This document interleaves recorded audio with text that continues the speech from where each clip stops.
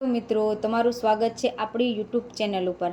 આશા worker બહેનોનો નવો મામલો સામે આવ્યો છે। આ વખતે આશા વર્કર બહેનો અલગ જ મૂડમાં છે। જો આશા વર્કર બહેનોનો વિરોધ પ્રદર્શન વધી રહ્યો છે। જો આશા વર્કર બહેનોનું કહેવું છે કે આ વખતે તેની માંગ સ્વીકારવામાં નહીં આવે તો 30 સપ્ટેમ્બરે હડતાલના મૂડમાં પણ તે છે। અગાઉ પણ ગુજરાતમાં અલગ અલગ જિલ્લાઓમાં આશા વર્કર બહેનો અને ફેસિલિટરે કલેક્ટરને આવેદન પાઠવ્યા હતા, આંદોલન કર્યા હતા। તેમ છતાં પણ તેમના પ્રશ્નો ક્યાંક ને ક્યાંક પડતર પડ્યા રહ્યા છે। તો હાલમાં જ સુરેન્દ્રનગરમાં પડતર પ્રશ્નોના મામલે આશા વર્કર અને આશા ફેસિલિટર બહેનોનો વિરોધ પ્રદર્શન મામલો સામે આવ્યો છે। તે બહેનોની રજૂઆત છે કે ટેકોની કામગીરી કરવાની સૂચના આપી છે, પરંતુ તેનું ઇન્સેન્ટિવ તો જાહેર કરાયું જ નથી। ટેકોમાં મફત કામગીરી કરાવવી એ આશા વર્કર બહેનોને મંજૂર નથી। ટેકોમાં કામ કરાવવા માટે સારા ક્વોલિફાઈડ મોબાઈલ જોઈએ, જેને ગુજરાત સરકાર પાસે મોબાઈલની માંગણી પણ કરાઈ છે। તેમનો રિચાર્જ કોણ કરાવી આપશે તે પણ એક મોટો પ્રશ્ન છે। કવરેજ નેટવર્કમાં ઇસ્યુ આવે ત્યારે ટેકોમાં ફોટો અપલોડ ના થાય ત્યારે શું કરવાનું તે પણ એક મોટો પ્રશ્ન ઊભો થાય છે। આ બધા પ્રશ્નોના કારણે આશા વર્કર બહેનોએ સુરેન્દ્રનગરમાં ફરીથી રેલી યોજી હતી અને કલેક્ટરને આવેદન પાઠવ્યું હતું। આરોગ્ય વિભાગ દ્વારા ઓનલાઈન કામગીરી માટે તેઓને દબાણ કરવામાં આવ્યોનો આક્ષેપ લગાવે છે।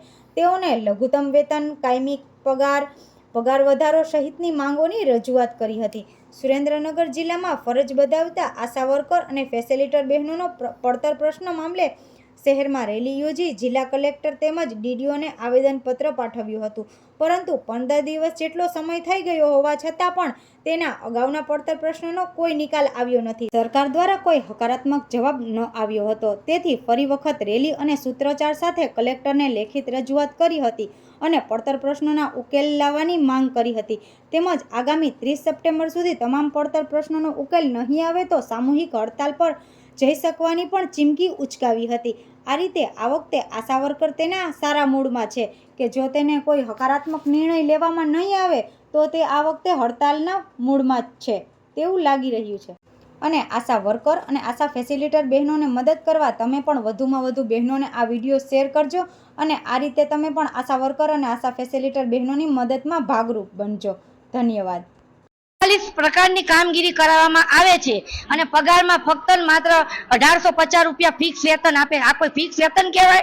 અમારી નોકરી એમ કે 2 કલાકની છે, 2 કલાકની નહીં, 24 કલાકની નોકરી છે। રાતે દિવસે ગમે ત્યારે અમે ફ્રી જ નથી હોતા। ડિલિવરી પેશન્ટ લઈને જાય, ટીબી પેશન્ટ લઈને જાય છે, કાર્ડના પેશન્ટ લઈને જાય છે, સિઝેરિયનના પેશન્ટ લઈને જાય છે। અમે તમામ નાગરિકોને નાની મોટી સુવિધાઓ, આરોગ્યને લગતી તમામ સુવિધાઓ અમે પૂરી પાડી છે। તો સરકાર આ મીડિયમના માધ્યમથી અમારો અવાજ સાંભળે।